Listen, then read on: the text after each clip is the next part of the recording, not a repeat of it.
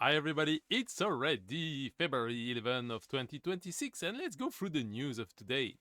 So, I saw this one, like the crazy ransomware gang abuse employee monitoring tool for attacks. First of all, my take is if you have to spy on your employee, you kind of deserve what's happening to you when this is happening because I don't see why you would monitor like spy on employees. This is just a bad practice. I understand why they claim to do that, but you should trust. I mean, you should trust people you hire to work for you because otherwise, it just makes no sense. So yeah. So these companies that has been using that software to spy on their employee activity and actually record the screen did enable the attacker to do the same. This is amazing. What turned to be a pseudo security control turned into a nightmare leak of data. As we can see, the member of the crazy ransomware gang abusing legitimate employee monitoring software and the simple help remote support tools to maintain persistence in corporate network. And they do evade detection through that. This is really nice, and they use that to deploy a ransomware. So that's some kind of funny stuff. Basically, it's also a good reminder that your attack surface is made of all the tools you install in your environment, and the more tools you have, the more risk you take because you have more potentially vulnerable tools. So again, something to watch, and the activity is fairly interesting how this is happening. So hopefully you don't spy on an employee, you don't have to, and maybe you will not be exposed to that actual threat. If you want to know more, as usual, the link will be in the comment of the video.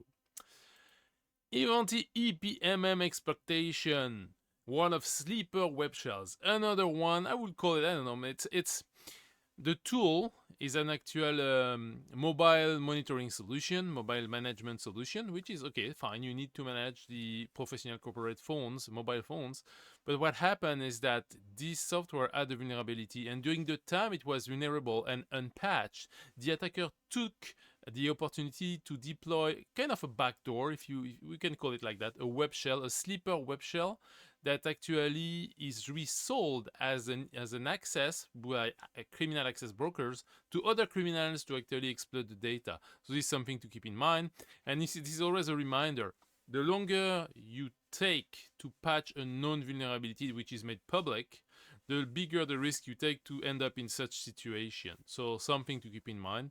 I mean, as long as it's not known, this is kind of okay. But if there is a public notification of a fix, a patch, or anything like that, you should apply it. Next stuff. Microsoft launches extended security update program for Windows 10 users. I think it's kind of a good news. I mean, any of us working in IT, security consulting and work, we face situation where the organization must keep an old version of Windows. I mean, if they have an industrial production floor or any kind of custom built industrial system that rely on a specifically certified system that run on Windows 10 because it has not been updated, etc., then they might actually have some patch for at least a year. I mean, this is going up to October 13 of 2026, so one more year of patches, security patches, is a good thing. The way usually it happens when you reach that situation, you put a network segmentation in place, you cut internet access for the segment that hosts vulnerable machine or all systems, and you put some kind of zero trust network access system so as you cannot breach the network that contains the vulnerable machine, and you can still use them. But it's quite challenging, and having the ability to patch the system is kind of a good thing. Also, in this outdated hardware that cannot run anything else, will benefit from that as well. So this is good, and this is allowing organization to match compliance requirement as well. So something to consider. It's not free, but it's worth taking a look if you have to manage such systems. Next one is over 60 software vendor issue fixes. You know the Patch Tuesday of Microsoft that releases like every Tuesday the crazy amount of patches? Well, it is happening for many brands. And this is just a reminder that anything you use, if you use that in production or on any connected system, you should patch them. And once again, if you do not patch this system for any reason, you may want to make sure that you cut their network access. There are many solutions, either on Windows, Mac, or Linux, allowing a binary, a certain version, not to be able to access the network.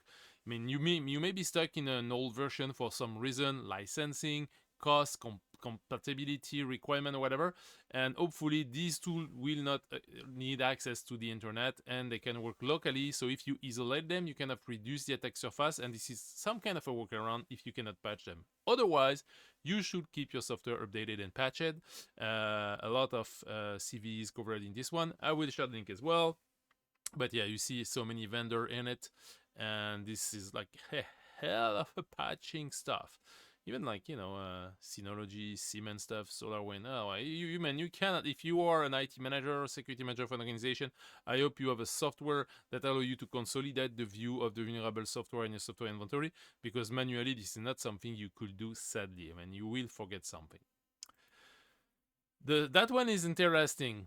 The summarize with AI button. It's, you know, it's growing like a mushroom on every website. It comes as a feature, summarize with AI, and then it sends you to whatever AI provider you use, like Anthropic or ChatGPT or anything. And the thing is, the attacker, or not the attacker, but let's say the marketer, found a way to introduce a bias in the way AI summarize your content, and it's actually serving some kind of an ad even if you don't realize it. So this is something to take a look.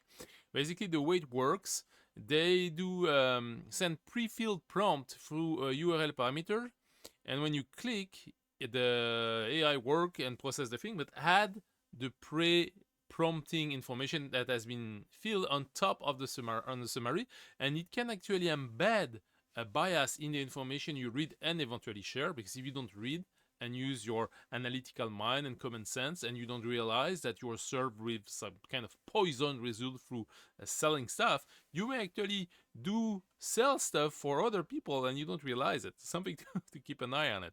I think it's very smart. It's a nice way to abuse the content. It's not like a prompt injection, although it looks a bit like it. Finally, Google search introduced new way to remove sensitive personal information and explicit image. It's nice in a way, because you can actually remove your content from being searchable in Google, but to achieve that, you need to provide the information you want to get removed.